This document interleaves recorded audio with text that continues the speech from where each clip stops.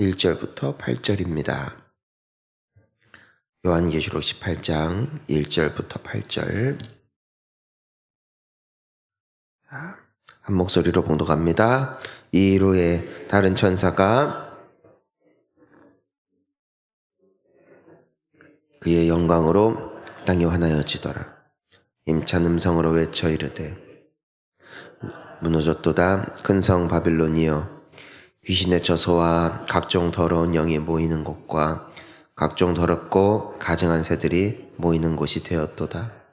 그 음행의 진노의 포도주로 말미암아 만국이 무너졌으며 또 땅의 왕들이 그와 더불어 음행하였으며 땅의 상인들도 그 사치의 세력으로 치부하였도다 하더라. 또 내가 들으니 하늘로부터 다른 음성이 나서 이르되 내 백성아, 거기서 나와 그의 죄에 참여하지 말고 그가 받을 재앙들을 받지 말라. 그의 죄는 하늘에 사무쳤으며 하나님은 그의 불의한 일을 기억하신지라. 그가 준 그대로 그에게 주고 그의 행위대로 갑절을 갚아주고 그가 섞은 잔에도 갑절이나 섞어 그에게 주라. 그가 얼마나 자기를 영화롭게 하였으며 사치하였든지 그만큼 고통과 애통함으로 갚아주라. 그가 마음에 말하기를 나는 여왕으로 앉은 자요 과부가 아니라 결단코 애통함을 당하지 아니하리라 하니, 그러므로 하루 동안에 그 재앙들이 이르리니 사망과 애통함과 흉년이라. 그가 또한 불에 살라지리니 그를 심판하시는 주 하나님은 강하신 자이심이라. 아멘. 할렐루야.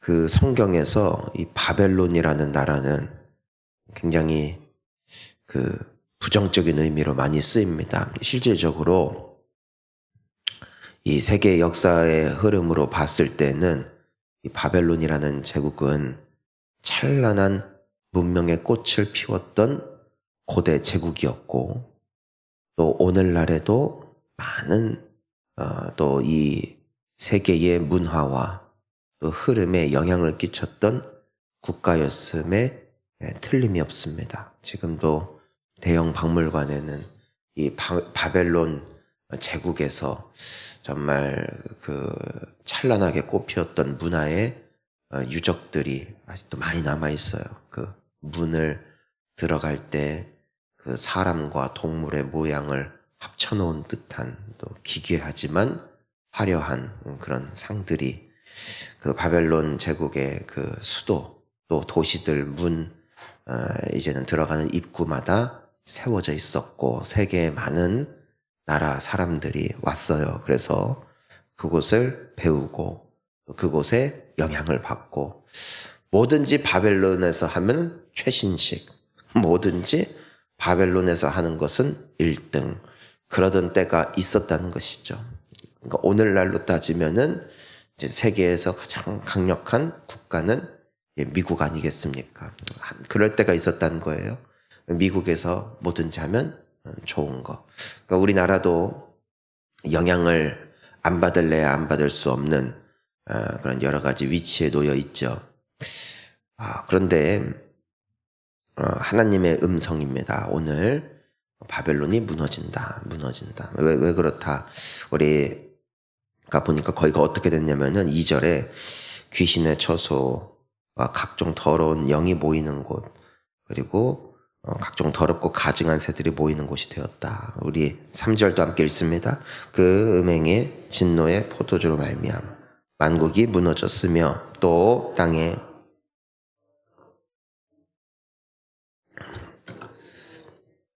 치부하였도다. 그 나라가 망할 때 몇 개 공통점이 있는데 2개가 있어요. 하나는 우상 숭배에 빠지는 거. 그러니까 하나님이 아니라 다른 신을 믿는 건데, 그러니까 하나님의 말씀에 순종이 아니라 뭐 인본주의가 됐든 혹은 뭐 민주주의가 됐든, 그러니까 하나님의 법이 전혀 영향을 끼치지 못하는, 그래서 사람들의 의견, 사람들의 목소리, 사람들의 어떤 경험이 그 하나님의 말씀보다 앞설 때 이제 그게 우상 숭배가 되죠. 그리고 그 결과는 항상 결국에는 멸망으로 치닫았다. 그게 첫 번째예요. 우상 숭배가 망할 때의 첫 번째 증거입니다. 두 번째는 음행입니다. 항상 따라다녀요. 그래서 문란하고 방탕하고 쾌락을 쫓는 이 향락의 국가가 될 때, 혹은 그런 인생이 될 때 하나님의 심판이 굉장히 가까이 왔다는 증거가 된다. 소돔과 고모라 기억하시겠지만 같아요. 우상 숭배의 도시요. 또 어떤 도시, 쾌락과 한락. 그래서 그 천사들이 왔잖아요. 하나님의 심판을 알리기 위해서 왔을 때 이제는 음행이 왜곡되는 단계까지 가지 않습니까? 성적으로 계속 타락하니까. 여러분, 은혜도요, 은혜 위에 은혜로라 되는 것처럼 죄도 죄 위에 죄가 됩니다. 뭐냐면은 계속 불어나고 커져요. 은혜를 계속 사모하면은 주시는 은혜가 점점 커져요. 저는 여러분, 우리 모두가 그 더 큰 은혜를 받기를 축복합니다. 더 선명한 음성도 점점 하나님의 깨닫게 하시는 성령 하나님의 예민함, 영적 예민함도 그게 그냥 되는 게 아니에요. 계속 이렇게 하나님을 가까이 하다 보면은 더 섬세해지고 예민해지고, 그냥 쉽게 말해서 똥된장을 구별합니다. 뭐가 내가 가야 될 길인가, 뭐가 내가 가지 말아야 될 길인가 알 뿐더러 그것을 선택하게 되고, 좋은 것을, 이게 그냥 되는 게 아니라는 것이에요. 자, 근데 어쨌든 죄 위에 죄, 그러니까 음행이 계속 반복되니까 어떻게 동성애로 번지게 되고, 그러니까 그 천사들이 이제 들어간 롯의 집문을 막 두드리잖아요. 그 남자 네오라고. 그러니까 밤새 그와 상관하리라. 도시가 갈대로 갔어요. 하나님의 유황불이 떨어졌죠. 우리가 잘 알고 있는 12지파 중에 한 지파가 사라질 뻔했던 사건이 있습니다. 그 이야기가 이제 사사기 말미에 기록이 되어 있는데, 베냐민 지파예요. 그러니까 어느 한 제사장이 자기 첩 및 집을 나갔기 때문에 그녀 데리러 갔다가 오는 집으로 돌아오는 길에 이제 밤이 깊어서 어느 한 지역에 머물게 됐는데, 그 베냐민 지파의 땅이었어요. 거기도 성적으로. 그래서 그 남자 네오라고 어느 노인이 이렇게 영접을 해줬어요. 아무도 받아주질 않아서. 그러니까 외치잖아요. 그 남자 네오라고, 우리가 밤새 상관하겠다고.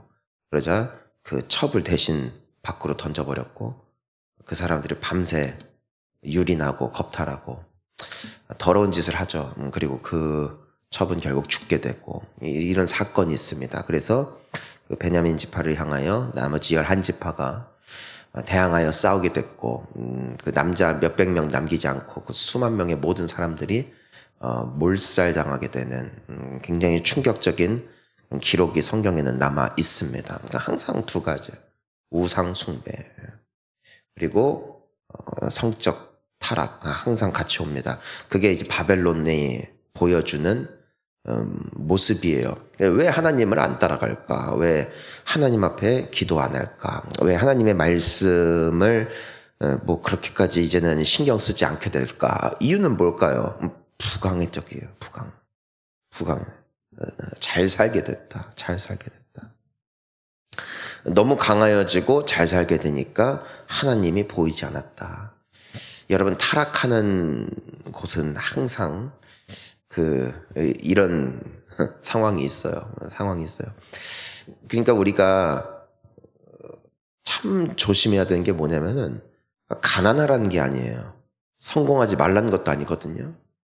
제일 우리가 중요한 것은 주님이 복 주실 때, 은혜 주실 때, 또 하나님이 부요함을 주실 때, 여러 복을 주실 때 더 겸손한 겁니다. 자, 따라하겠습니다. 주실 때 잘하자. 잘해주실 때 더 잘하자. 믿으시기 바랍니다. 까불면 안 돼, 우리가. 정말로. 우리 엎드려야 돼. 바짝 엎드려가지고 하나님이 조금 이제 은혜 주셔서 살아날 것 같아 했을 때, 그때 진짜 완전히 뭐 처음 내가 그냥 망하게 됐을 때처럼, 혹은 하나님이 진짜 손가락에 까딱하시면 그냥 인생 끝장난다는 것을 항상 유의하고, 주님 나 버리시면 난 망합니다 하고 바짝 엎드리면 그 사람은 끝까지 주님이 복을 주세요. 많은 사람들이 어떻게 됐다. 조금 살만하니까 고개를 들고, 조금 괜찮아지니까 목소리를 내고, 조금 괜찮아지니까 나의 생각이 또 우상이 돼요. 그거 따라가고, 돈 따라가고, 막 그냥 사람 따라가고, 어떤 분들은 그냥 일 따라가고, 뭐 아주 그냥 뭐 어떤 사람은 뭐 공부 때문에 뭐 안 되고, 이제는 끝장. 바벨론 되는 것은 너무 쉬워요. 타락한 것은 너무나 자연스러워. 죄 짓는 것은 너무나 즐거워요. 하지만 거기 가면 망하는 것이고 죽는 것이기에 우리는 생명나무 대신 예수 그리스도를 죽기까지 붙잡아야 될 줄 믿습니다. 그게 새벽 영성이에요. 잠을 깨워서라도, 내가 비집고 일어나서라도, 자, 따라가겠습니다. 오직 예수. 예수를 붙잡아야 돼. 붙잡는 것은 내가 살기 위함이고 처절한 싸움이지, 내 마음에 성령 주셔서 내가 기도하고 싶습니다. 없다, 이거예요. 없다. 물론 은혜를 주시지만 그거에 기대면 안 된다. 나는 은혜를 주시든 안 주시든, 내게 힘이 있든 없든, 내가 원하든 원치 않든 나에게 필요한 한 가지 분명한 것은 예수밖에 없습니다. 이거는 정확하다는 거예요. 바벨론의 그 미혹에 빠지지 않는 우리가 될 수 있기를 축원합니다. 그러니까 4절에 뭐라고 되어 있어요? 함께 읽습니다. 또 내가 들으니 하늘로부터 다른 음성이 나서 이르되, 내 백성아, 거기서 나와 그의 죄에 참여하지 말고 그가 받을 재앙들을 받지 말라. 그 바벨론은 망한다. 그러니까 하나님을 떠나고 우리가 계속 적용해야 돼요. 나는 바벨론을 따라가는가, 하나님을 따라가는가. 바벨론은 멋있어요. 찬란해요. 우리의 삶도 그렇죠. 이 세상의 기준 따라 돈 많고 성공하는, 다 해줄 수 있잖아요. 뽐낼 수 있잖아요. 따라가면 안 돼요. 하나님 말씀하세요. 나오라. 하나님께서 아브라함의 기도를 들으시고 천사들을 보내신 이유가 있죠. 소돔과 고모라에 왜? 롯을, 자기 조카를 빼내려고. 조카 롯의 상태를 보면 그가 문 앞에 앉아 있었대요. 그러니까 롯이 그 삼촌과 떨어져서 소돔과 고모라에서 성공한 거예요. 그러니까 그는 아브라함과 함께 하나님의 음성을 따라 고향 친척 아비집을 떠났던 사람이었고, 또 아브라함과 함께 떨어지기 이전에도 하나님을 그 삼촌이 섬기는 것을 다 보았고, 그러니까 얼마나 그 영적 유산이 있냐 이거예요. 그런데 소돔과 고모라에서 어떻게 됐어요? 성공했어요. 응? 당시 가장 잘 나가던 도시에서, 그 동네에서 성공했다고요. 문 앞에 앉았다는 것은 존경받는 위치에 섰다. 마을의 그 도시의 지도자가 되었다. 그리고 그 지도자가 되는 데 있어서는 어느 정도 부와 명예와 그 명성이 없이는 그 사람들에게 인정함을 받지 못해요. 그런데 게다가 그 사람은 거기 토백이도 아니야. 외지에서 왔어요. 게다가 외국인이야. 근데 성공했다니까요. 세상적으로 봤을 땐 성공했다고요. 그는 어떤 도시에서 성공한 거예요? 망할 도시에서. 망할 세상에서 성공해봐요. 망할 세상과 함께 망할 뿐이에요. 영원한 천국의 승리자가 될 때, 영원한 천국과 함께 영원한 것입니다. 그러니까 우리가 이 땅에 살지만 항상 어떤 삶? 구별되는. 우리가 여기에 있지만 구별되어 있는 거예요. 구별. 세상에는 끊임없이 우리에게 바벨론의 미혹이 찾아올 겁니다. 화려함, 부, 명예. 이제는 말씀을 마무리합니다. 저는 마무리하면서 저는 그런 게 있어요. 기도 제목 중에, 감사 제목 중에 이번에 사업이 잘 됐어요. 이번에 아이가 학교에 들어갔어요. 아이가 혹은 어디 직장에 들어갔어요. 시험에 합격했어요. 근데 그거 자랑 아니잖아요. 왜냐면은 그 배우자가 됐든 내가 됐든 친척이 됐든 내 자식이 됐든 가장 큰 축복은 그 사람들이, 그 영혼들이 구원을 받는 것이고 예수를 잘 믿는 것이고 하나님을 의지하여 주님이 책임지시는 인생이 되었음을 고백하는 것이 가장 큰 자랑이 되어야 될 텐데, 나는 어떤 수련회 가서 교회 학교 가서 거기서 은혜 받기를 정말 갈망하면서 진짜 어떻게든 은혜 받게 하려고 그것 때문에 애걸복걸하면서 기도하는 부모들을 거의 본 적이 없어요. 원하면 시험 보거나 취업 앞두고 그런 거 할 때는 그냥 울면서 병 때문에 병 고침 받았다고 간증해요. 어쩌라고요. 육신이 나면 뭐 하냐고. 육신은 곧 죽을 텐데. 영혼이 나아야죠. 영혼이 살아야죠. 육신이 사는 게 중요한 게 아니잖아요. 주님이 칭찬하시고 상 주셔야죠. 세상에서 칭찬받고 상 받으면 세상과 함께 끝날 것들이잖아요. 그건 다 날아간다고요. 어차피 없어질 것들. 주를 위한 것만이 남습니다. 주를 위한 것만. 그러니까 성공하라 이거예요. 하지만 주의 영광을 위해 성공했고, 내가 주님을 위해서 공부를 했고, 내가 주님 때문에 내가 주님께 충성하겠습니다 해서 출세했다면 그 출세는 이 세상과 함께 끝나지 않죠. 그 출세는 주님께도 인정함을 받습니다. 하지만 그저 이 세상을 위한 것이 된다면 그것은 자랑이 아닙니다. 바벨론에서 잘 되는 것, 세상에서 잘 나가는 것을 기뻐하지 마시고 한 영혼이 주께 돌아오는 것, 한 영혼이 주께 사는 것을 더 기뻐하는 우리가 돼야 합니다. 그런 우리가 될 수 있기를 축복하고, 그런 우리의 자녀가 될 수 있기를 축복하고, 그런 우리의 가족들, 우리 사랑하는 사람들이 될 수 있기를 예수님의 이름으로 축원합니다. 기도하시겠습니다.